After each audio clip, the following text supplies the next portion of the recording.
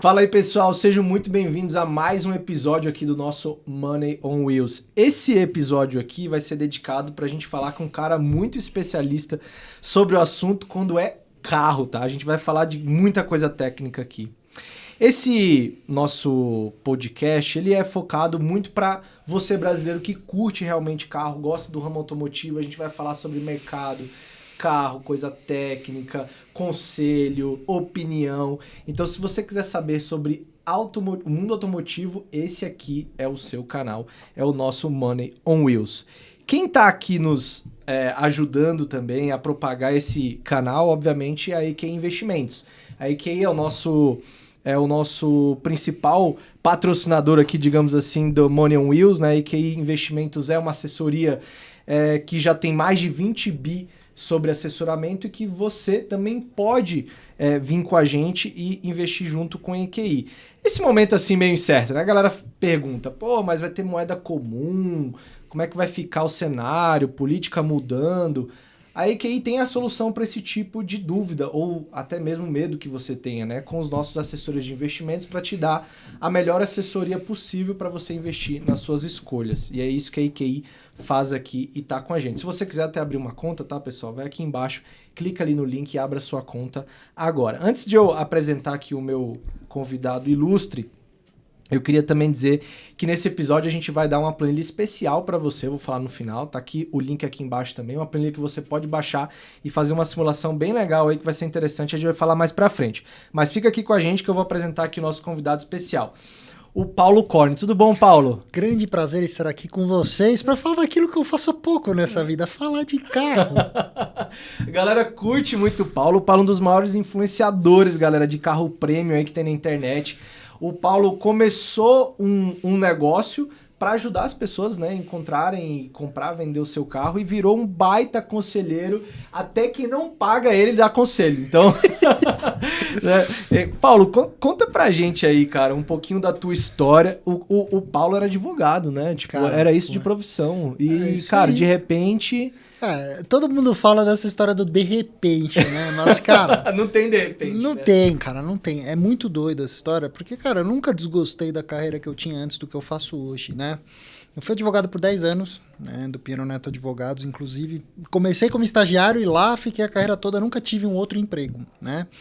Mas, cara, é muito... Eu falo assim, nem todo mundo vai conseguir nessa vida conciliar uma paixão com um trabalho, né? Mas difícil. Você precisa em algum momento dar um primeiro passo, né? E mais ou menos hoje estamos em 2023, então vamos falar assim, 2012, 13, né? Eu comecei a pensar em como é que eu poderia ter algo mais próximo do universo automotivo. 10 anos, né, pessoal? Não é de repente mesmo, exato, né? Entendeu? Então, assim, eu fundei um site na época que, basicamente, o objetivo era manter uma referência dos carros que eu tinha chance de dirigir. Então, imagina você adora carro, e, pô, você tem amigos, você consegue dar uma volta num carro, então eu fazia um blog que eu descrevia a experiência de estar com aquele carro.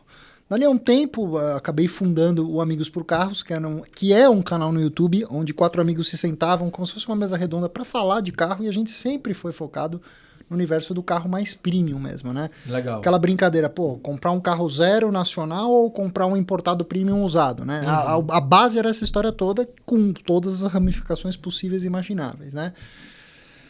Então, cara, eu procurei conciliar um pouco, mas não seria mentira da minha parte falar que eu comecei isso pensando que eu estaria aqui agora com o Car Chasing, entendeu? Sim. Na realidade, por muito tempo, como um projeto paralelo, eu investia muito na produção de conteúdo automotivo, avaliação, a mesa redonda, conteúdo e tudo mais, né? Era um conteúdo essencialmente patrocinado, né? Você tem clientes, empresas do ramo que resolvem investir por um espaço de publicidade, e como a gente sempre teve uma tônica muito opinativa, né? E muito conectada com a realidade, né? Uma linguagem até um pouco fora da linguagem jornalística, a gente foi tocando barco, né?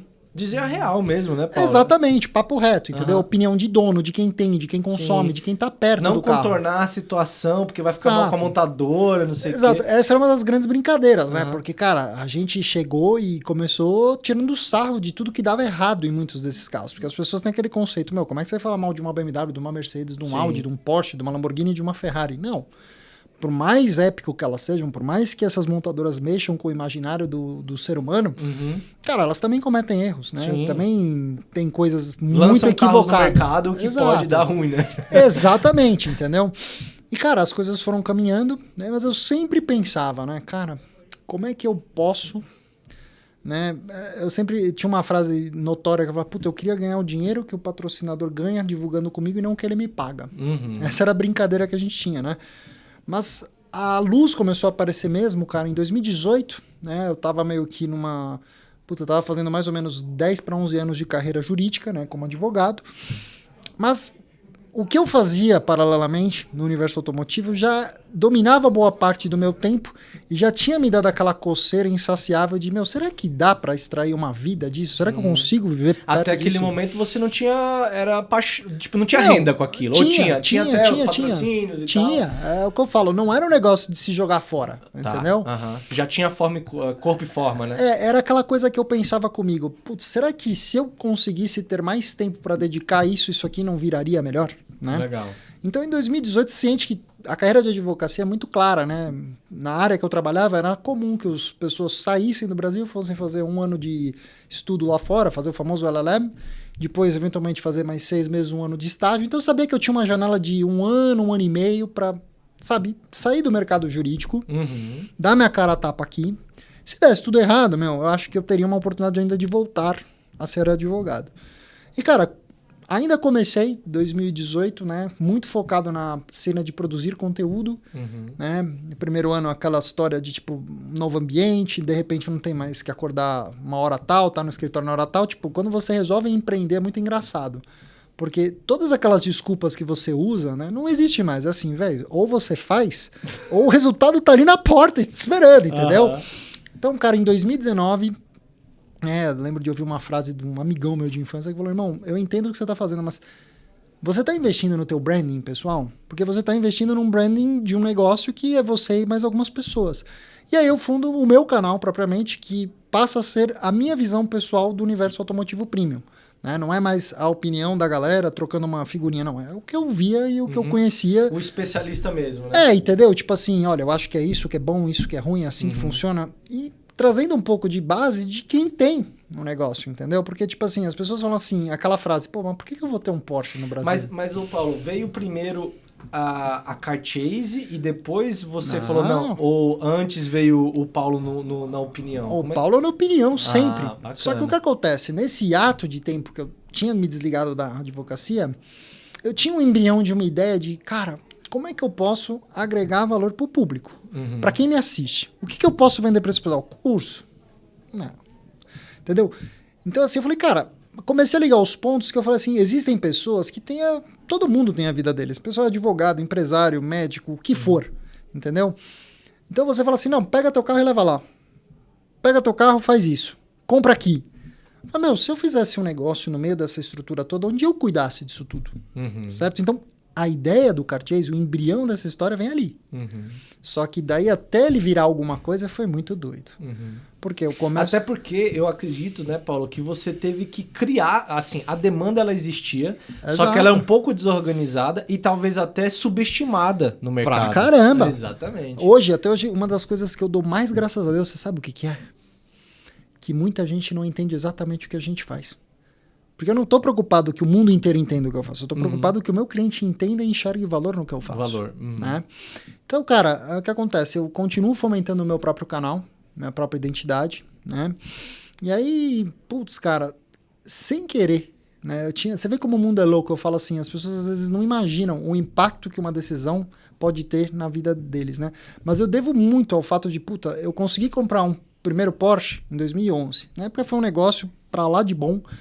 E aquele carro me abriu uma porta para um universo que eu falei, cara, eu quero estar mais próximo disso. Você conhece todo o ecossistema, as pessoas, é Porsche Clube, é um monte de gente que você descobre que, cara, eu não tô sozinho na minha paixão. Tem gente que é louca com isso também. E em 2018, eu lembro que eu fiz uma loucura, assim, absurda. Eu sempre fui um cara meio frugal com meu dinheiro, mas eu peguei minha verba rescisória de 10 anos de carreira, falei, cara... Se eu comprar um carro que não vai depreciar, que vai ser um tesão mesmo, não vou ficar... Falei, eu quero ter uma vaga cativa na garagem. Que é aquele carro que eu vou estar sempre trocando. Eu comprei um outro Porsche. manual, um Carrera S 2008. E, cara, esse carro, em 2019, eu troquei ele numa BMW 1M. E o cara que veio a comprar esse Porsche viria a ser o meu sócio no Car Chase. Olha que doido. A gente se conheceu no ecossistema de Porsche Clube, de jantar do Porsche Clube e tudo mais. E, de repente, a gente trocando figurinha, falou, você vendeu a Porsche cinza? Eu falei, cara, puta, troquei chave na BMW 1M. Pô, mas você falou que você não quer vender o carro, que você dá nome no carro. Eu falei, irmão, não sei, mas, segue o jogo. Pô, você sabe se o cara que comprou o carro ficou com a Porsche vende? Eu falei, não, ele tá louco pra vender, que ele não entende nada de Porsche. Ele foi lá e tomou o carro, né? Pegou o carro do cara e aí a nossa amizade construiu ali. Mas aí, cara, vem 2020, vem essa coisa chamada pandemia, essa coisa maravilhosa que aconteceu no mundo, horrível, né? E aí a gente, eu hiper inserido no contexto do que eu fazia de produção de conteúdo, de patrocínio, né? E obviamente quando estourou aquela bomba, todo mundo achou que o mundo ia acabar. Cadê as ervas de patrocínio? Todo mundo cortando. Falei, e agora, né? Falei, bom, graças a Deus a estrutura enxuta te permite perseverar e continuar. Cara, um belo dia no meio da pandemia não podia fazer nada, né? Mas o que estava aberto? Posto de gasolina, ambiente aberto. Daniel, meu sócio, me chamou. Vamos tomar um café, trocar uma ideia, não aguento mais e tal. Sentamos pra conversar. E aí eu comecei a tergiversar sobre o que era o conceito do Car Chase. Ele falou, cara, eu acho a ideia do caramba. Será que vira? Não, CNPJ. Não, calma. Aí, cara, no final a gente começou com... Ele já tinha vendido o Porsche cinza para um outro cara. Eu falei, mas vamos fazer o seguinte. O carro foi meu, foi teu, e o cara quer vender. Vamos vender o carro? E eu fui lá e divulguei. Galera, para quem sempre me assistia, viu o conteúdo que eu fazia com a Porsche cinza, a Porsche cinza tá à venda. Entendeu? O carro foi meu, não sei o quê. Cara, a gente pegou o carro, tudo certinho. O que a gente fazia? Vamos pegar o carro, o cara quer comprar? Vamos fazer um pré-compra. Vamos fazer o laudo cautelar, vamos cuidar. Vamos explicar pro cara. O cara vai comprar o carro sabendo a capivara. Já viu alguém vender carro e contar tudo que tem de errado? O que a gente faz é isso. Eu peguei aquele Porsche de cima e falei, o carro é isso, o carro foi meu, eu fiz isso, fez assado, tal, foi do Daniel, tal. E deu certo. Aí a gente já tava nessa conversa, vamos pra cima, vamos pras cabeças. Aí criamos documentação, uns negocinhos bem... E fomos tocando barco. Aí peguei e divulguei o Car Chase inicialmente só pra membros do meu canal no YouTube, que eu tinha medo. Falei, ou se isso aqui não der certo, ou vai ser um Burn It On Flames, ou pior, a gente não vai conseguir atender o funil, porque quando você tem... muita gente pedindo. Você vai abrir isso direto no YouTube, cara, vai vir um caminhão e a gente aprendendo. Então começou, eu lembro que, junho para julho de 2020, né, na época eu tinha uma receita que eu ganhava do que eu fazia, rendimento de aplicação de investimento, que me permitia bancar minha vida. Cara, naquele mês... No primeiro mês, eu lembro de que, o que eu ganhei fazendo Car Chase foi, 4 vezes o que eu ganhava fazendo produção de conteúdo. Eu falei, caralho, desculpa o palavrão. Aí, cara, fomos tocando o barco. E aí a coisa foi evoluindo.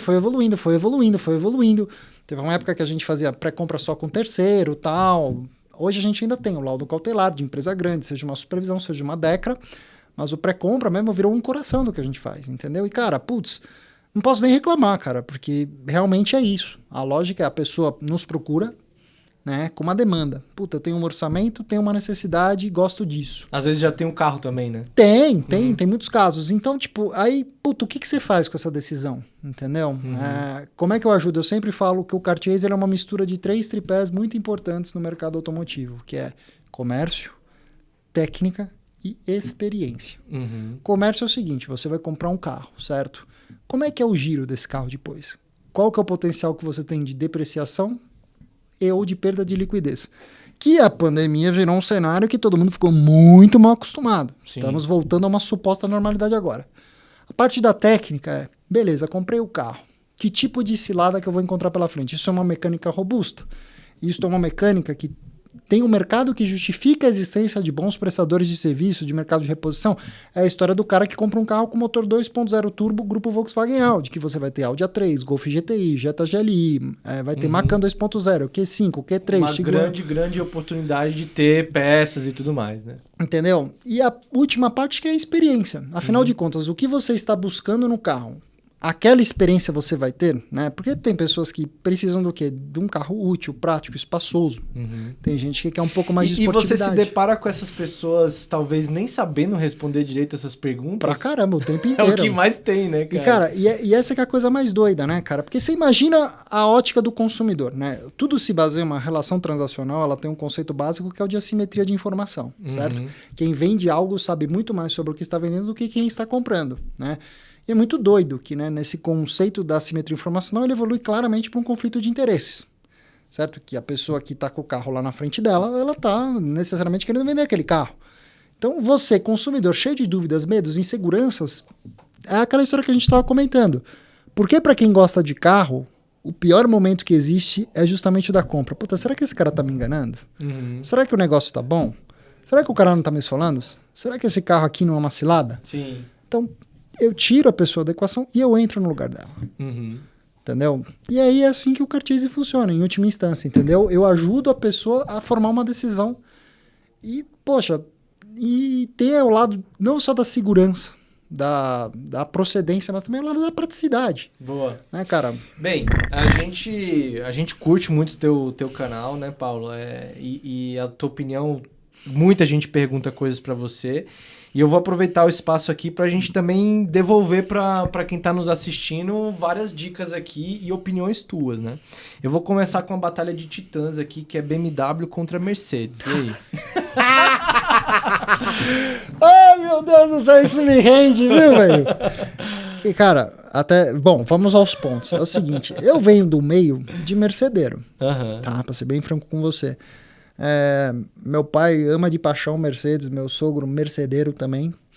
Mas o que eu diria é o seguinte, existe um conceito no mercado, né, que o Mercedes é um carro melhor construído do que o BMW. E eu digo que tem nuances nessa história toda, né, que na realidade tem muito a ver com a própria calibragem do produto. Tá. Né?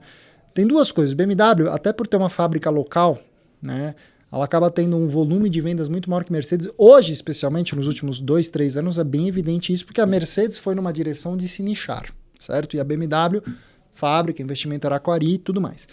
Então, o que acontece? O motorista BMW tem acesso muito mais à flor da pele do que o carro é capaz de entregar. Então, naturalmente, o BMW ele acaba sendo conduzido de uma maneira... No agregado, tá? Não vou falar que não tem o tiozinho dono de BMW que não moe. Mas, de maneira geral... A probabilidade maior de você encontrar moedor de carro é no mercado da BMW. Mesmo porque você acha que porque também a marca inspira performance? Assim, total. O que eu vou te explicar é o seguinte. A BMW ela ainda se vende muito no conceito da experiência do consumidor ao volante. Tá? Que não é necessariamente o predicado principal da Mercedes hoje em dia. Sim. Claro, a Mercedes ela vai te entregar isso num produto AMG. AMG, exato. No produto mais normal dela, e nisso inclui-se inclusive aquelas versões Sport, C300 Sport, A250 Sport. Esses automóveis, por mais que eles tenham um visual esportivo, não vai entregar, né? Resposta de aceleradora, resposta de câmbio, tudo é calibrado mais conservadoramente. O carro vai envelhecer melhor porque o perfil do usuário também não vai moer tanto o carro, não vai conseguir moer tanto o carro. Então eu diria o seguinte, sim, se você me perguntar friamente, eu acredito que no limiar, eu acredito que o produto Mercedes é um pouquinho melhor construído do que o BMW. Legal. Só que eu não acho que o gap é interessante essa tua visão de que, tipo... Porque a gente tem que olhar também, né? Para o mercado de usados, o cara que realmente tem a BMW, ele gosta de usar, ele sente aquele tesão. E o cara da Mercedes... Eu vejo Mercedes, eu penso em médico, cara. Sinceramente. Você acertou, meu pai é médico. Exatamente. Então...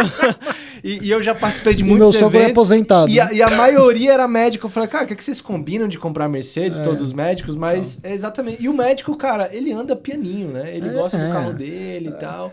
É uma visão muito legal essa. Então, se o cara vai comprar um Mercedes, ele sabe que o carro não tá moído. Mas antes é melhor procurar junto a Cartesian. E tem uma coisa também, cara. Não pense que Mercedes não tem sua cota de problemas crônicos também. Ó, eu vou botar a minha opinião aqui de um mercado específico, tá? Eu, por exemplo, não gosto do câmbio do A200, o novo, né? O novo A200, e nem da suspensão. Eu prefiro o BMW. Você matou. Você sabe por que isso? Porque a Mercedes, apesar dos pesares, ela acordou que ela precisava vender para um público cada vez mais jovem que está crescendo e ganhando dinheiro, certo? Então, qual que é o ponto? A Mercedes, ela se BMWizou em muitos aspectos, e a BMW se mercedizou em muitos outros. Então, o que acontece? Quando você pega de 7 a 8 anos para cá, a Mercedes, nessa tentativa de ir num produto mais jovial, que é quando surge o Classe A, o CLA, o GLA, mesmo o Classe C, se tornou um carro muito mais jovial. Suspensões mais duras, volantes mais diretos, melhor resposta do acelerador, câmbio um pouquinho mais acordado. É ela tentando pegar market share de BMW. E a BMW, que anos 2000, carro duro, barulhento, lembra? Ram Flat, M Sport, o que ela fez? Opa, peraí, deixa eu ir na direção. Eu te digo, se você pegar um Classe C W205, certo? Com versão Sport, suspensão, ela é um carro mais duro de andar, por exemplo, do que até mesmo uma BMW Série 3, uma 320i. Sim. Entendeu? Então, essas nuances tem. Só tem um jeito, velho, para assessorar. Essa é a hora que chega. Imagina o consumidor comum, chega de cara, como é que ele sabe dessas coisas? Ele não sabe. Ele vai comprar o carro porque é mais bonito, porque encantou mais, porque é melhor custo-benefício. Ou gostou da tela, né? Que é o que hoje a galera Exatamente. olha. E, Paulo, eu queria também abordar essa área que você trabalha especificamente, que é de carro premium, porque eu tenho uma visão, e eu também vivo desse mercado. A gente teve uma migração muito grande de montadoras, e eu tô falando de montadoras de carro normal, tipo Fiat, Volkswagen e tudo mais, que tinha o carro peladinho, o carro popular e tudo mais. E a gente vê o consumidor hoje reclamando, dizendo assim, pô, não tem mais aquele carro de 60 mil, 50 mil e tal. E a montadora fala, a gente parou de fazer esse carro porque a gente parou de fazer volume, quer fazer mais margem. Além disso, o consumidor brasileiro também não aceita mais entrar num carro e não ter uma direção hidráulica, ou seja, elétrica, um vidro, alguma coisa. Realmente ficou inaceitável isso, né? Inclusive, quando lançou aquele Kwid, que tinha ali a manivela atrás, a galera ficou zoando. Então, realmente o mercado mudou, né? E o mercado mudou tanto que os carros que antigamente, né, eram vistos como carros super legais, que a galera curtia, sei lá, o Ômega, o Cruze, alguma coisa assim. Esses carros hoje estão no mesmo preço de prêmio usado. Então abriu uma janela para o mercado brasileiro do cara falar assim, cara, eu vou gastar 150 mil, 160 mil reais, sei lá, num... Ah, agora saiu o novo Civic lá, 225 pau. 245 mil reais. Aí você fala, cara, com 245 mil reais eu vou pra janela premium de 2019, eu tô falando. Que é 2 anos atrás. 2020. E eu abro uma porta muito grande. Qual é a tua visão? O que as montadoras devem estar quebrando cabeça? Porque isso é uma realidade que acontece no Brasil e cada vez mais o mercado vai migrar para essa área, né? Cara, vamos lá. Eu acho que o primeiro pivô fundamental disso tudo, os últimos 10 anos são completamente sem precedentes em termos de acesso de informação. Hoje a gente tem muito mais velocidade em chegar no que são os carros, no que são os produtos e naturalmente, em diferentes escalas, o consumidor ele aprende a procurar a informação, né? Se você parar para olhar friamente, os últimos 13 anos, a proliferação de diferentes mídias com conteúdo, porra, cara, o cara tem acesso a essa informação, certo? O outro lado dessa história toda cara, eu acho que é muito difícil separar o que é o discurso do que acontece na realidade. Eu acho o seguinte, o Brasil é um país desafiador para qualquer empresa, qualquer indústria, certo? Os custos e tudo mais. Mas tem um negócio que a gente esquece, que existe um impacto inflacionário muito grande na nossa moeda. O poder aquisitivo do brasileiro, ele está sendo corroído e os últimos 2 anos e meio, 3 anos foram agressivos nesse aspecto. Então é meio que uma mistura da tempestade perfeita, que tipo assim, o brasileiro sente falta de ter acesso a um produto novo, 0 km de qualidade, e ao mesmo tempo a montadora não consegue mais acomodar. É o que eu estava comentando com você. Se a gente voltar, não precisa ir muito longe. 2015, certo? Vamos dizer que você tem 150 mil reais.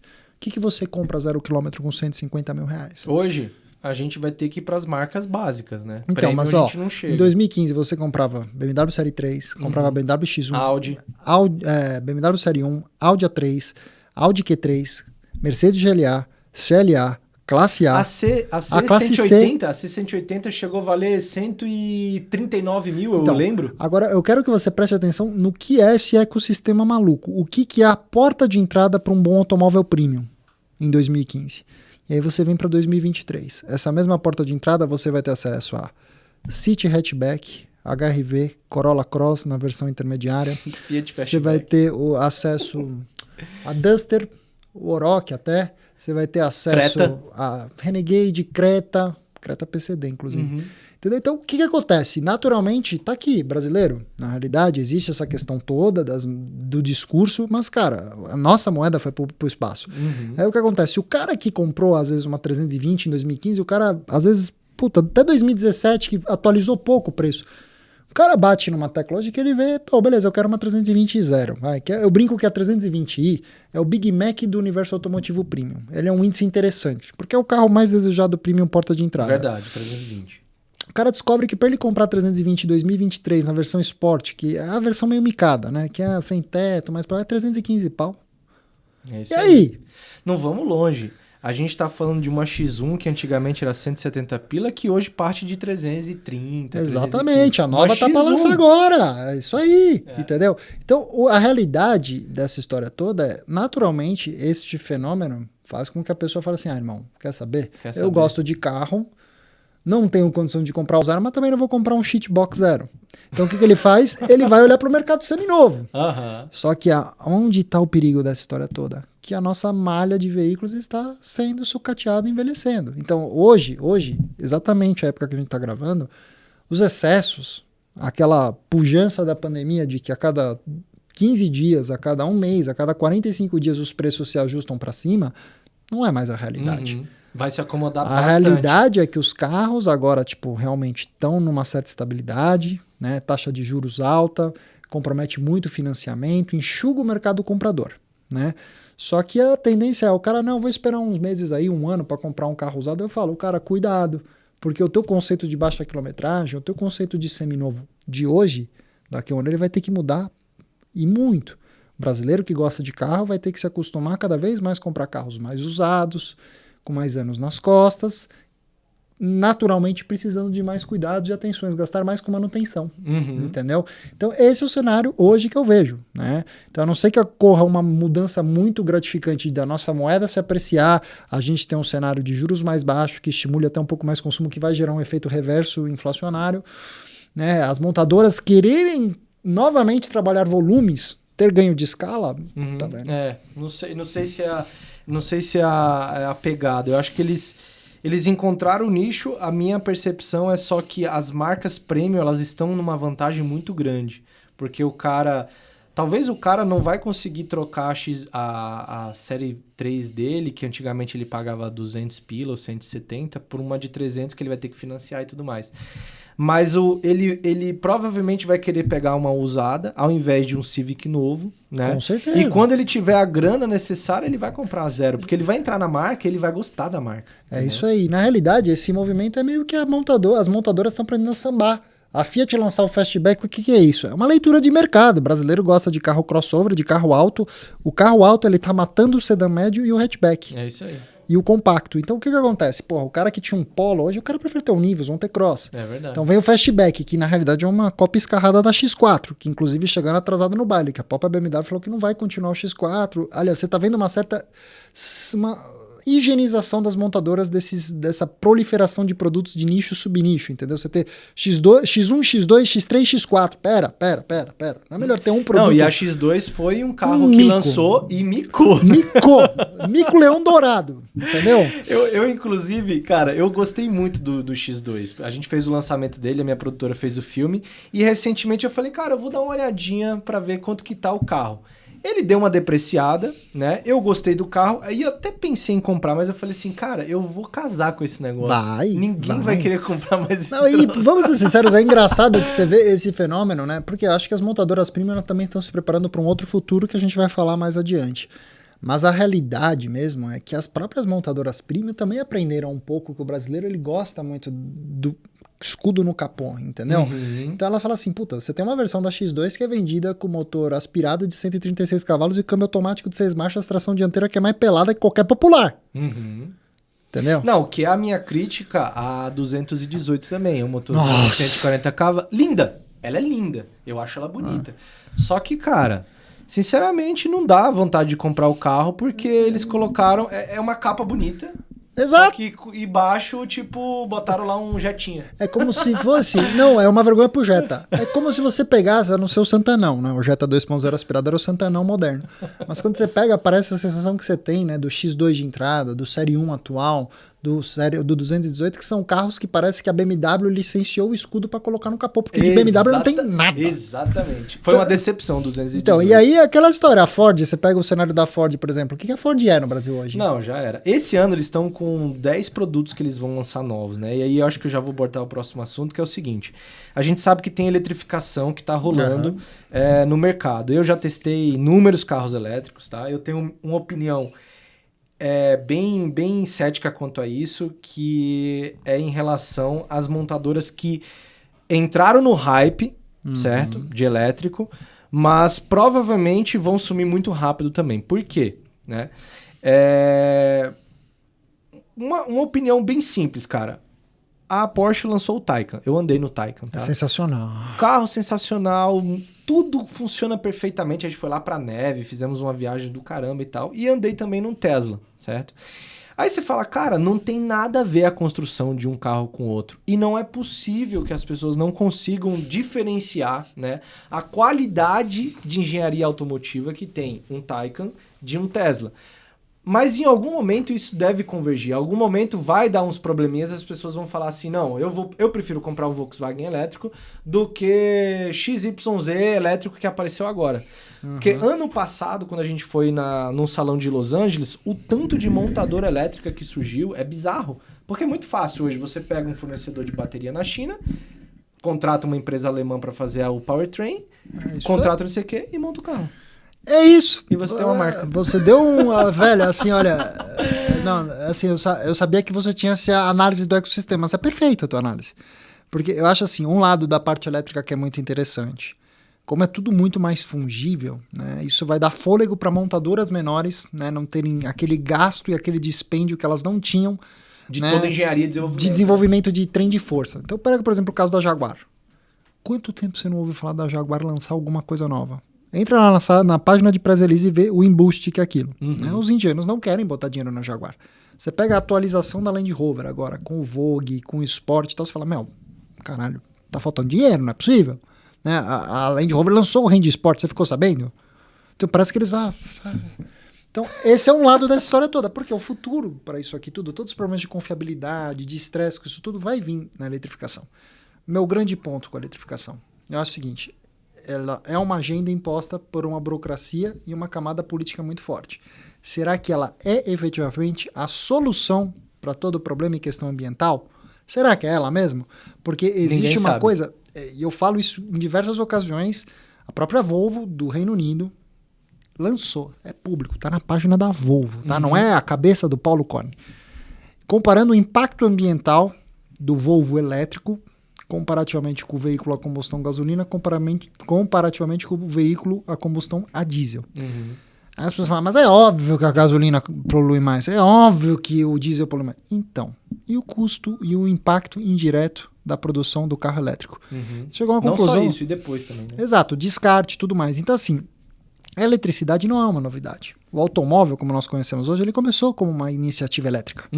Lá atrás. Só que o que acontece, né? Será que se a gente não analisar friamente os impactos e custos ambientais da produção do carro elétrico, se a gente não analisar a questão da matriz energética dos países, nós estamos numa situação muito delicada que vira um discurso meio hipócrita. Então, cara, eu acho que aí quando a gente traduz isso para a realidade do Brasil, né, cara? Você já atendeu alguém na Car Chase com elétrico, não? Já. Qual foi o modelo? A maioria das pessoas querendo vender o elétrico. Sério? Sério. Vender. Sério. Puta, querendo falar... E a liquidez deve ser ruim, né? Porque péssima. Porque a galera sendo bem não franco. Conhece. Na realidade, o que voa, o que decola, o que tá indo muito bem é o híbrido. O híbrido. Porque o cara... tem uma coisa que é uma coisa coerente no mundo inteiro. Até quem não entende de carro já fala, mas eu queria um híbrido, parece que é até legal. Duas palavras chamadas range anxiety. É aquela história tipo assim, será que eu chego no lugar? Será que eu consigo carregar o lugar? E aquela história... esse problema. Cara, vamos lá. O híbrido, ele é um trem muito louco, porque é o seguinte, né? Ele tem uma comodidade, por exemplo, o paulista ele adora porque ele não tem rodízio, né? Não tem mais tanto incentivo fiscal lá do IPVA, mas, puta, o cara não tem rodízio em São Paulo. Beleza. Só que tem aquela coisa, por exemplo, você tem hoje um range da parte elétrica que vai, dependendo do modelo, de 30 a 75 km, vamos dizer. Então, o cara consegue carregar o carro dele, se duvidar, durante a semana, o cara usa o carro dele no modo elétrico, que é um silêncio, um isolamento acústico maravilhoso, que é o evidente em qualquer produto Porsche. O próprio BMW, o X5 e Hybrid é maravilhoso. Até a 330e também o híbrido mais vendido do Brasil.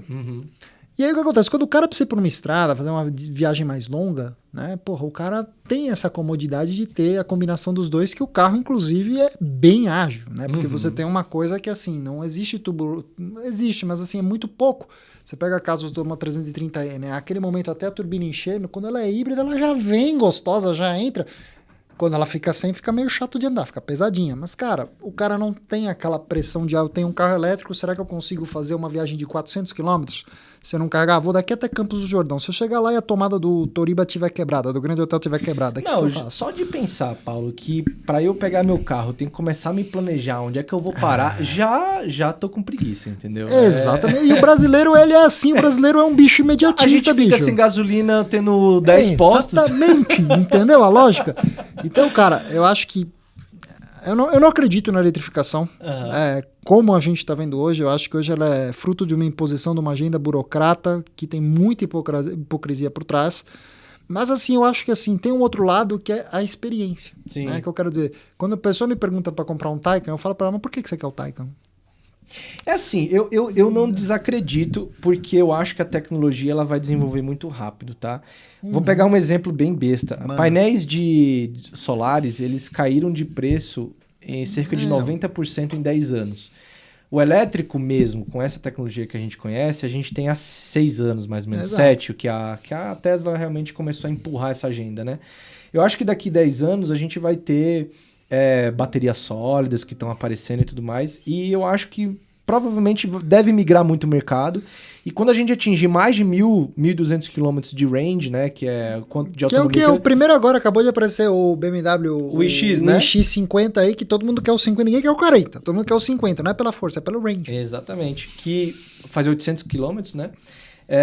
Eu acho que isso aí vai passar no gosto do pessoal, né? É ganho de escala. E a experiência, como você mesmo falou, a experiência é legal. O Taycan é um carro super legal, o próprio X também, que a gente já testou, é super bacana. Ele tem, óbvio, o propósito dele, porque assim, jamais eu teria um carro daquele para me divertir, né? Eu prefiro então ter um esportivo com motor a combustão, com câmbio de verdade, né? Que é muito mais tesão, e eu acho que esse nicho deve permanecer no mercado, mas ele vai ter o papel. Por quê vai ter o papel? Eu tenho um filho de 7 anos e eu perguntei pra ele, eu falei assim, o que é que você prefere, ter um carro com motor ou um carro elétrico? Primeiro ele perguntou que era um carro com motor, depois ele falou que queria um carro elétrico. Imagina você falar de um carro com câmbio manual pra ele. Então, cara, é sem volta o negócio, entendeu? É triste, sabe? Principalmente um pai que é piloto. Mas é algo que acontece, né? E aí eu já vou emendar nessa pergunta aqui, Paulo. Como é que você vê o mercado há 10 anos, né? Você falou do híbrido, eu acredito bastante no híbrido também, porque a gente é um país continental, né? Então, apesar do elétrico fazer 1.000 quilômetros, depende de como você dirige, ele pode fazer 300. Então, o híbrido faz muito sentido. Mas como é que você vê em 10 anos? Cara, eu tenho, assim, vamos lá, Brasil, tá? Eu tenho um pouco de medo. Em alguns aspectos da gente ficar para trás. Porque o primeiro mundo realmente, é o que você falou, tá correto, né? Se realmente a direção é elétrica, os carros vão ser eletrificados, eu acho que o país, o primeiro mundo, ele investe em infraestrutura para isso, estação de carregamento, carga rápida, a evolução do pacote de baterias, menos peso, mais eficiência, né? Tem tecnologias hiper interessantes acontecendo até no segmento de autos esportivos. Hoje o que a Rimac faz, você acha que aquele cara lá, o Matt Rimac, você acha que ele não vai trazer algum coelho da cartola? Hoje você tem Bugatti, Porsche e Rimac juntas, entendeu? Alguma coisa vai sair algum coelho vai sair dessa cartola. Né? E aquela tecnologia que começa no hiper exótico que de repente é escorrida para os demais, não precisa nem falar. La Ferrari 918 e P1, o que era aquilo e como aquilo escorreu para os outros produtos, né? Então eu acredito nisso, né? Mas o medo que eu tenho com o Brasil é o seguinte, né, cara? Infraestrutura no Brasil, né? A gente não pode muito se basear no Brasil como o estado de São Paulo. Mesmo assim, não precisa ir muito longe. Se você for 400 quilômetros aqui para dentro de São Paulo, você não tem acesso a nem a gasolina pódio. Sim. Entendeu? Não, e não tá tão boas as estradas aqui não na cidade de São Paulo. Não, cara. Então eu tenho essa preocupação muito grande. Será que nós vamos ficar para trás? Será que a gente vai ser ainda mais sucateado? Como é que vai ser isso tudo, né? Seria necessário realmente um incentivo. Não, eu acho que não é só, tipo, vou vender carro elétrico híbrido, entendeu? Eu acho infraestrutura mesmo. Eu acho que hoje, você tem razão, a gente tá num momento de estamos na primeira grande geração, né? As pessoas esquecem, mas 2009, 10, você lembra que veio para o Brasil a S400, as hybrids, a 750 aí da BM, tinha híbrido naquela época, que era uma tecnologia muito parecida do que é hoje, né? Mas eu acho que a gente vai caminhar nessa direção, né? Da gente ver bastante desenvolvimento do produto híbrido e torcer para que a gente tenha uma motivação de investimento em infraestrutura para fazer justificar, porque realmente o Brasil é um país continental, isso aqui é gigantesco. Entendeu? Falta Só que estrada, falta estrada, falta posto, falta gasolina, de repente vai ter eletricidade para todo mundo. Entendeu? Os caras aqui, outro dia a oficina lá com o nosso parceiro, cara, arrombaram o quadro de força lá e roubaram o fio de cobre. Imagina a baixaria que vai ser isso quando o Brasil for eletrificado. Entendeu? Então, tipo, eu tenho um pouco de medo. Agora, eu acredito muito que a gente vai ver uma intensificação enorme do produto híbrido. Eu ainda acredito numa coisa que eu acho brilhante pra caramba, que é a parte do mild hybrid, né? Que é o híbrido leve, que tem muito na linha do Audi, tem na linha da Mercedes, porque isso é um conflito que eu vejo hoje, né? As novas gerações, elas estão mais acostumadas com tecnologia, com novos hábitos, mas você ensinar cachorro, velho, a fazer truque novo é foda. Pega teu pai lá com seus 65, 70 anos de idade e fala pra ele, velho, tem que pegar isso aí, tem que botar pra carregar. Porque você sabe o que acontece se você não carregar um carro híbrido, né? Aí deu pau na parte elétrica, você leva pra garantia. Os caras puxam o log do carro, bacana, o senhor não carrega o carro há 6 meses. Tchau pra garantia lá de X anos da bateria, né? Então, o mild hybrid é uma coisa muito inteligente. É verdade. Como otimizar esse sistema? E eu acho que, por exemplo, você vê o que a Lamborghini tá fazendo, é que a Lamborghini é muito marketing também. Mas tá lá debaixo do guarda-chuva, né? Volkswagen. Então, o que eu acredito pra caramba, né, cara? O mild hybrid é uma coisa genial, né?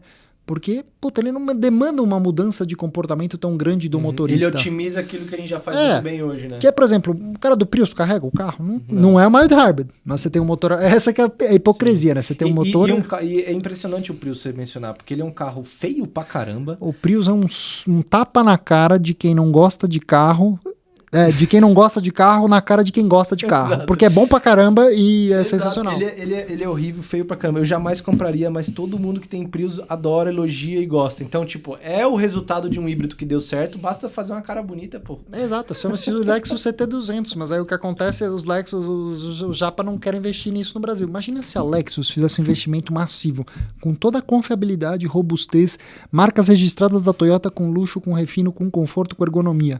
Verdade. Acabava, eles dominavam o Brasil. Só que eles não querem. É verdade.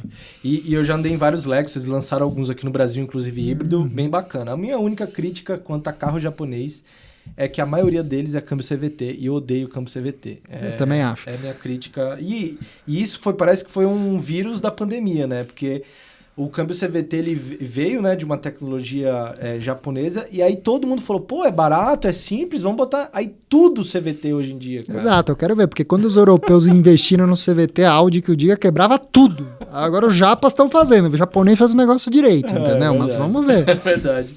Ô Paulo, pra gente ir mais pro final aqui, cara, como é que a galera...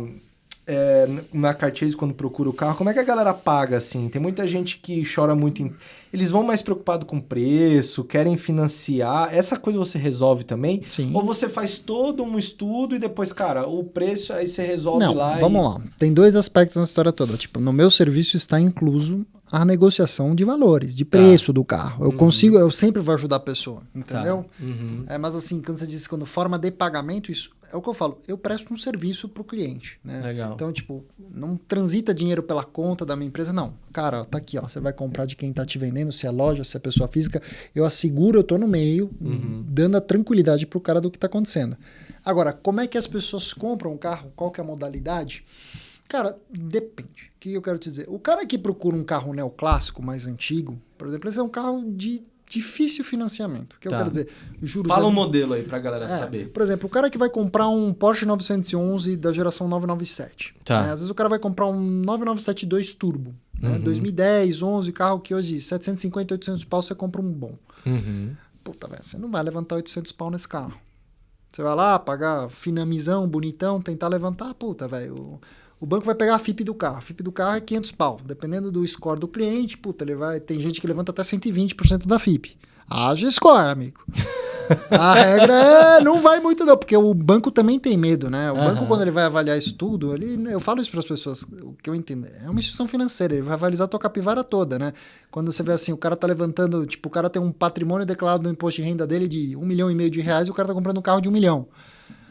O banco olha e fala assim, a chance desse cara se der um soluço aqui, precisar de dinheiro, fazer uma merda é alta, entendeu? Então, tipo, tem essa nuance e tal, mas assim, o carro neoclássico é mais complicado. Tá. Então, como é que eu vejo muito negócio?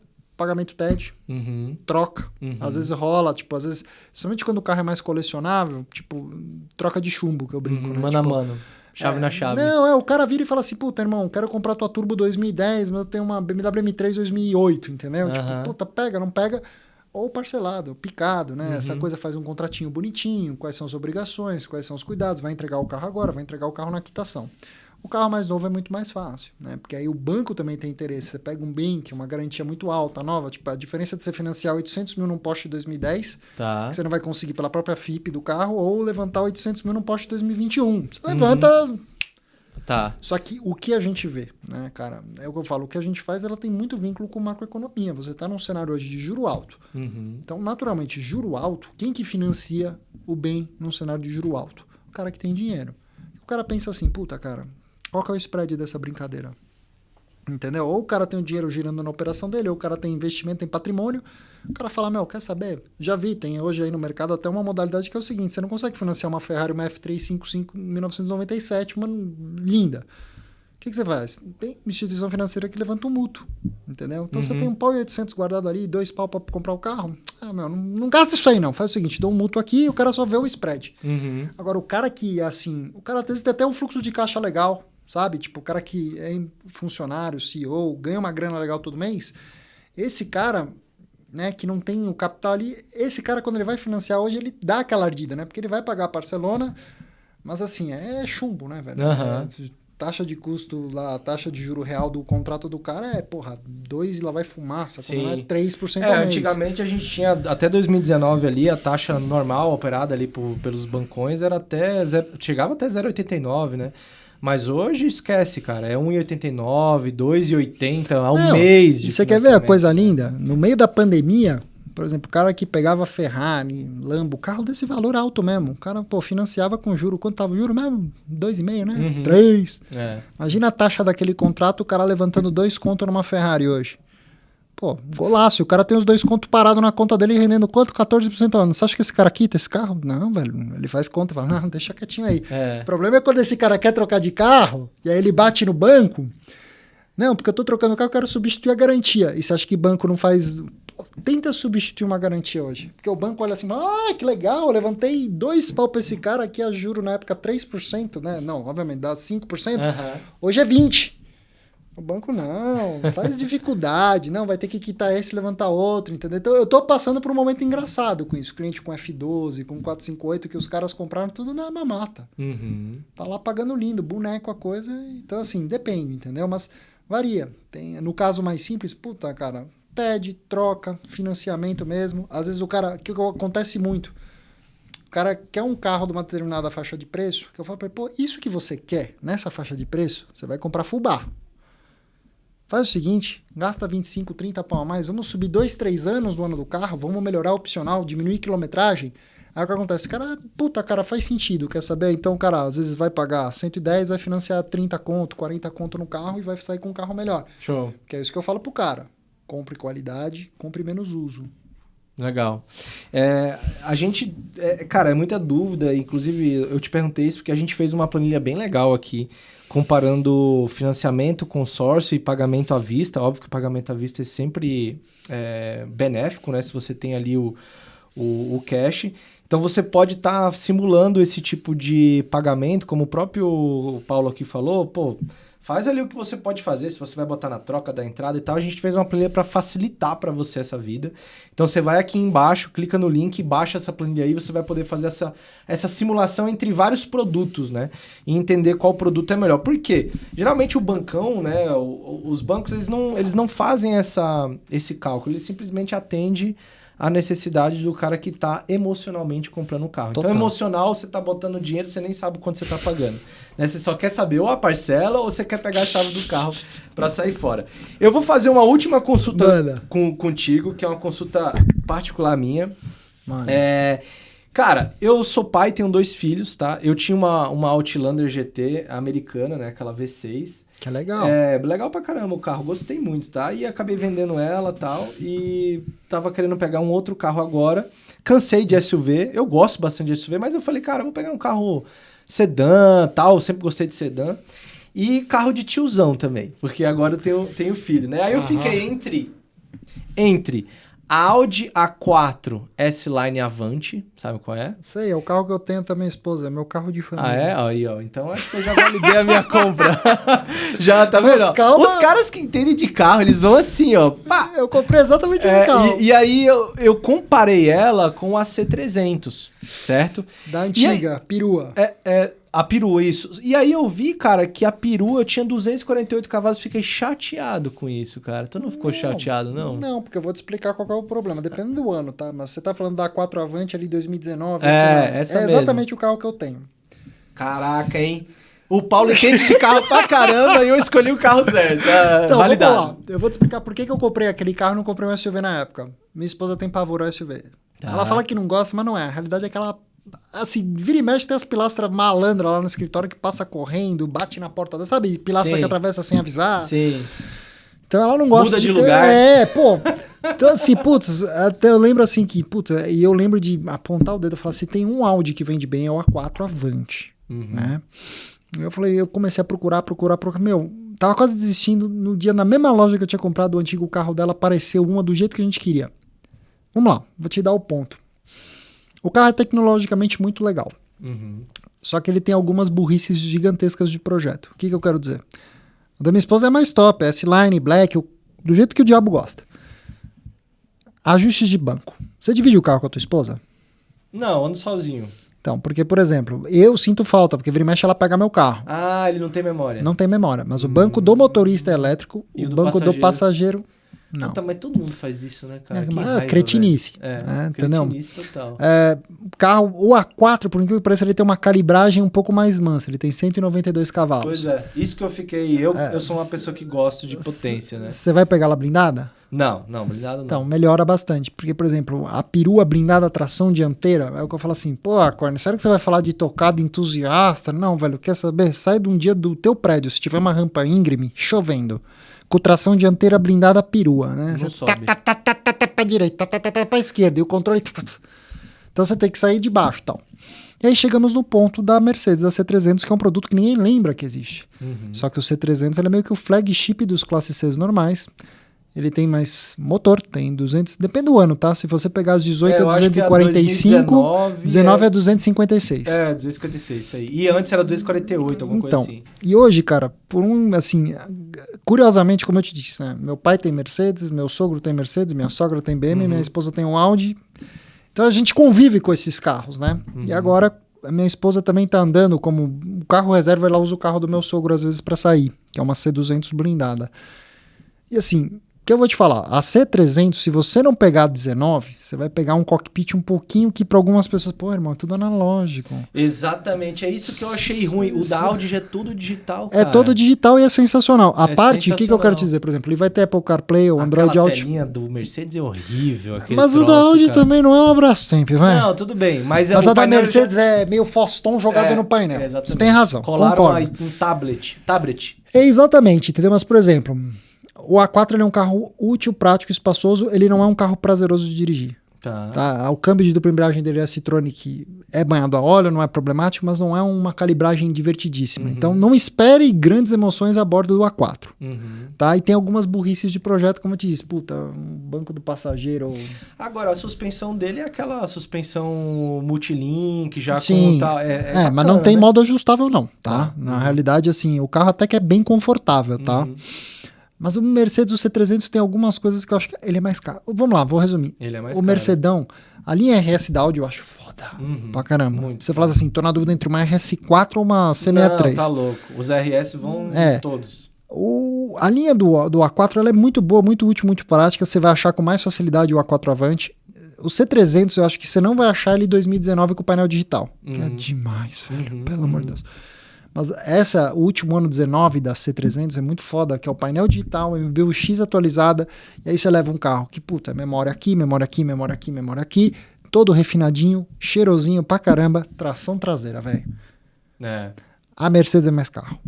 O problema é você achar o Mercedes do jeito que o diabo gosta. É verdade. A Mercedes, a C300 perua, veio naquela versão Avantgarde, né? Ela não veio a Sport. E ela é mais cara, tá? Eu olhei, mesmo tabela FIP, ela fica uns 20, 30 mil mais caro que o Audi. Mas assim, eu acho que no dia a dia, talvez tirando essas nuances aí, diria pra você é piloto. É teu carro. Sim. Eu tenho certeza que se você dirigir os dois, você vai comprar Mercedes.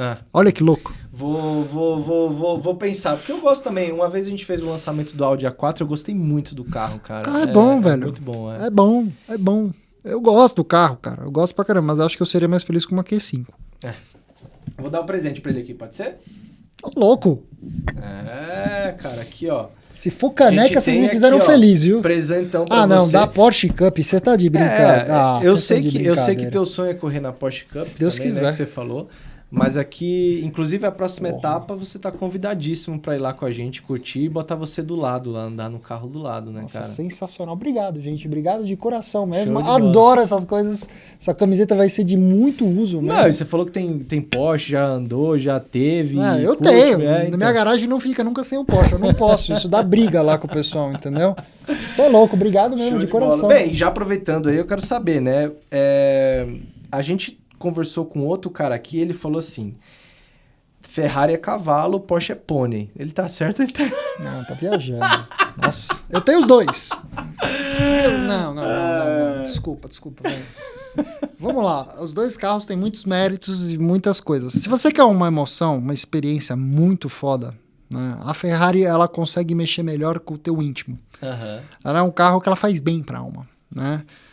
Mas assim, sendo bem franco, a não ser que ela seja dos modelos mais novos, cara, ela tem atenções assim, é bem claro e evidente que a Ferrari te vende um motor, o motor é o coração da coisa, com um puta design ao redor. Isso é a Ferrari. O resto é meio que, mudou muito, melhorou muito. Depois de 458, Califórnia e F12, a Ferrari fez assim, ó, como automóvel, né? Não mais você serve a Ferrari como ela passa a te servir, né? Até 360, 355, 430, 599 são carros que você liga, tem que esquentar a embreagem para sair e tal. Do caralho. Até prefiro, acho que a experiência Ferrari mais antiga é mais emocional. A Porsche te vende um carro. A Porsche te vende o ápice do que é a engenharia automobilística. É muito foda. Peraí, me diz, é um carro que você pode pegar um 718 Cayman. PDB, sabe o que é o PDB? Você conhece a versão PDB? Que é com um câmbiozinho manual lá? Não. A PDB, a pé de boi. Conhece? E você vai um dia inteiro para um autódromo andar com o seu 718 Cayman. Não, e você destrói com 220 cavalos. O carro faz um estrago fenomenal. Então o ponto é o seguinte, né? É um carro completo, de para-choque a para-choque, né? Mais de 50 anos, 60 anos de idade de tradição para o 911. A outra, de história, a outra é uma máquina de emoções. Então, a Ferrari ela é melhor em te dar emoção, entendeu? Te dar arrepio, né? De te dar aquela sensação de accomplishment, né? O Porsche não, é que nem quando assim... vou trazer meu exemplo pessoal. Eu tenho uma F430 2007 e um 911 Turbo Manual 2009. São duas ocasiões muito distintas a experiência que eu tenho com cada um desses carros. A Ferrari, velho, ela me faz bem. Ela é um carro que eu não preciso estar correndo com o carro, não preciso estar no cacete com o carro. Claro, quando eu acelero, é legal, você ia até 8.400 giros e pau, aquele ronco, aquele barulho. Mas a Ferrari ela é legal devagar, ela é legal rápida. Sim, verdade. O Porsche tem uma sensação que ele... Para você extrair o máximo dele, você precisa estar andando com a faca na caveira. Como automóvel... E ele permite, né? Ele permite, ele não assusta também. Como eu posso dizer? Tipo assim, o Porsche ele te passa uma aura de competência, resistência, durabilidade, desempenho. A Ferrari já mexe mais com emoção. Você sabe que a UK Motors trouxe a McLaren para o Brasil, Sim, né? Eles venderam ano passado 10, esse ano parece que esse ano 2022 venderam 26 ou 16 carros. Eu já andei em maioria deles e eu tenho uma opinião sobre, eu queria saber a sua também. Eu acho eles muito foda na pista, tá? O carro é excelente. Agora, eu fico pensando, eu já tenho um pouco de dificuldade de dirigir o carro, sendo piloto. Tem razão. Agora, imagina uma pessoa normal. Será que ela Ó, vai ter só como uma joia, cara? Eu tive Ou pra ter o terceiro carro diferente em casa? eu tive um tempo razoável de bundômetro com uma 600 LT, que meu sócio foi dono Muito do carro legal. por um tempo. Meu sócio ficou com o carro algum tempo aí. E antes era de um clientão também que deixou de dirigir o carro em Interlagos. E também tive bastante chão com a 720S. E antigamente andei com a 650S. Nervosa. Não andei na MP4. Então, esse que é o ponto. O que a McLaren fez quando ela resolveu lançar produto de rua, ela te trouxe acesso, ela banalizou no bom sentido o acesso ao chassi monocoque em fibra de carbono. Verdade. Outro nível de rigidez estrutural. A sensação que você tem quando você entra numa McLaren faz uma Ferrari parecer uma carroça. Verdade. Faz o Porsche parecer um Fusca. Porque aquela sensação, a posição que você senta meio deitado, você que é piloto, você deve ter sacado, caralho, eu tô sentado numa posição... Tô no cockpit, né? É. E a sensação de... Tudo que você dá de comando pro carro, ele responde. 600 LT, que é um carro semipista, com 600 cavalos, é o ponto doce do carro. Uhum. Porque é um carro altamente responsível, altamente na mão, gostoso, estável, previsível, sem medo. 720S, cavalo louco, retardado, perigoso. É verdade. Caramba! Parece uma palusa que tomou pimenta nos olhos. Malandro, a 720S é que assim... Agora, é divertido. Pra quem É sabe sensacional. pilotar, é divertido. Mas, pra velho, caramba. eu vou te falar uma coisa. Eu tive Poucas um momento. pessoas sabem Eu tive um pilotar. momento borra cueca em Velocitar com a 720 que foi mágico. Era um evento da UK Motors, eu peguei o carro, me falei, vai lá. Aham. Tinha esperado um tempão pra andar, fui lá, dei 5, 6 voltas, E assim, respeitando, pegando a mão do carro, já tinha dirigido o carro na rua. Eu falei, isso aqui é muito rápido. É Acho que muito original por original, a sensação de força da 720S original é de longe a mais agressiva que eu tive em qualquer outro carro. Aham. Mais até do que o GT2 RS da Porsche, que eu dirigi bastante também. Só que o que acontece? Ela é um carro GT, estradeiro. Então você tem uma sensação que, puta, a frente fica leve. Você fala, caralho, mas essa porra é monocoque. Mas não é. O carro é feito pra vencer, pra ter... É tipo assim, a pressão aerodinâmica da 720S é muito inferior à da 600 LT. Uhum. Então você tem uma sensação de frente alta, não sei o que, aí você freia, ela mergulha. Tipo, só que você tem aquela sensação sempre assim, né? Triscando no acelerador, né? Você tá assim nela, né? Aí, bom, aquela coisa, você vai ficando macho. E eu imaginei, tô acostumado a andar com os Porschinhos, com um pneu ladrão. Eu vi só que era Pirelli ali e falei, vambora. Eu falei, deve ser o Corsa. Não era o Corsa. Era o normal, tá ligado? O P0 era o normal.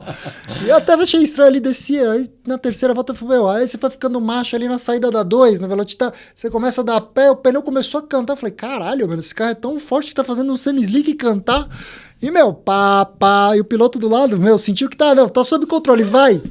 Malandro, acho que era na quinta volta, cara. Ali depois, você faz o cotovelo da 3, vem a subida, né? Sim. E aquela subida do caralho que você vem dando no pé e abrindo o volante pra buscar lá fora. Você sabe o que eu tô falando. Aham. E aí, cada vez eu dando um pouquinho mais de pé pra sentir. E abrindo o volante. Nessa, na quinta volta, mas, mano, a hora que ela desgarrou... tipo... E, pi.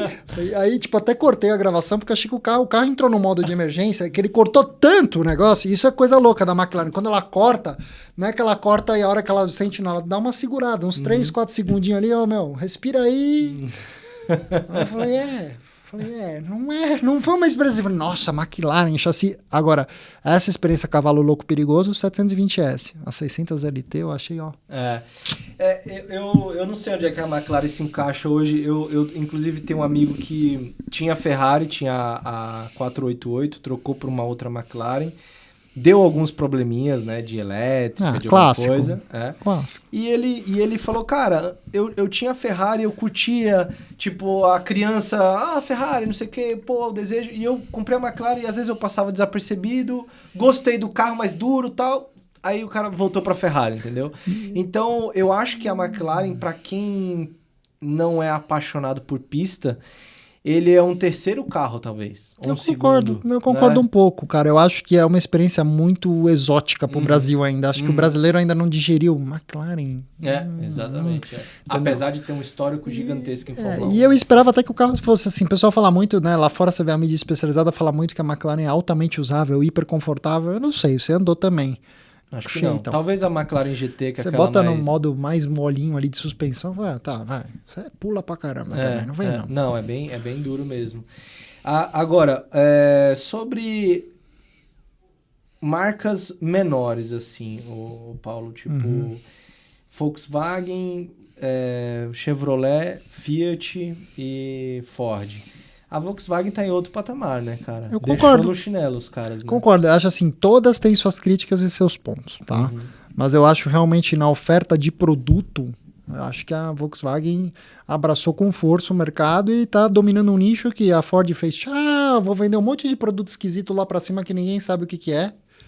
A Chevrolet, ela ainda tem o mérito da capilaridade dela, né? Eu acho que tem seus méritos. Ainda pelo carro de entrada, você diz. Não, vamos lá, eu acho que o Cruze é um carro decente, acho que a Tracker é um carrinho decente, eles oferecem alguma coisa legal, entendeu? A Spin, por incrível que pareça, acho que é uma das maiores vergonhas que existem no mercado brasileiro, mas é um dos carros mais úteis e práticos que existe pro que ela se propõe. Verdade. Quando eu tô viajando pela empresa e eu quero um carro versátil para botar um monte de equipamento, é a capivarinha. Pode ver a capivarinha. Todos os caminhos levam a capivara. Agora, mas realmente a Volkswagen, ela tem uma linha de produto que eu acho que eles demoraram, eles ficaram meio atrasados. De repente eles... Tá aqui, Brasil. Eu tenho o Polo, eu tenho o Virtus, eu tenho... Eu gosto de todos Jetta, esses carros. Eu tenho o T-Cross, eu tenho o Nivus, que eu achei que era horrível. Aí, outro dia eu tava olhando o Nivus assim, eu falei, pô, cara, é bonitinho, cara. É bonitinho. E vende que nem água, né? Vende, porque o carro é bom. Tem um monte de defeito. O pessoal reclama de barulho interno. A central de multimídia tem um negócio louco, que o material que tá lá, se você anda em um lugar muito quente... vai esquentando o painel, aí dá uma merda lá na central. Aí ela dá bug e para de funcionar. Mas, cara, Perks of Life, entendeu? Porque a Volkswagen mas eu gosto. Entre ter um produto Volkswagen, Fiat, Ford ou GM, em primeiro lugar eu teria o Volks, depois o GM, depois o Fiat, depois o Ford. Ford não tem nada, né? Mas Ford acabou. E acho que nesse caminho, quem veio no vácuo ali com força pra caramba foi o Hyundai. Entendeu? Os japoneses, né, velho? Toyota e Honda, feijão com arroz, é o que eu falo. Quem precisa de um carrinho barato, usadinho, velho, tá na dúvida de comprar um bom automóvel, sempre mira na linha japonesa, que é desencargo de consciência, ficar na paz. Pô, legal. Paulo, queria, cara, te agradecer muito aí de participar aqui do nosso podcast aqui, Money on Wheels.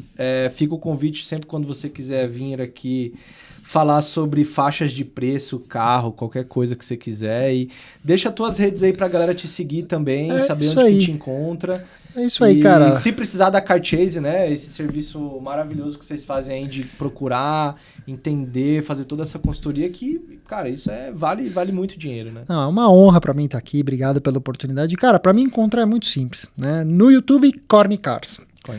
No Instagram, o CarChase, né? Infelizmente CarChase só estava tomado, então o CarChase você me acha lá, ou Paulo_Corny, que é meu perfil pessoal no Instagram também. Então, beleza. Corny Cars YouTube, o CarChase Instagram, Paulo Corny Instagram. Aí tá fácil, tá feito. Fechou. Paulo, queria te agradecer muito. Pessoal, de novo, né? Se você quiser baixar nossa planilha aí de simulação, vai aqui embaixo, clica no link. E também vou deixar o link aqui do canal do Paulo também, do Instagram dele, tudo aqui embaixo para vocês seguirem ele. Além disso, também tem o nosso link para fazer a abertura de conta com a EQ Investimentos. A gente vai ficando por aqui. Até o próximo episódio de Money on Wheels.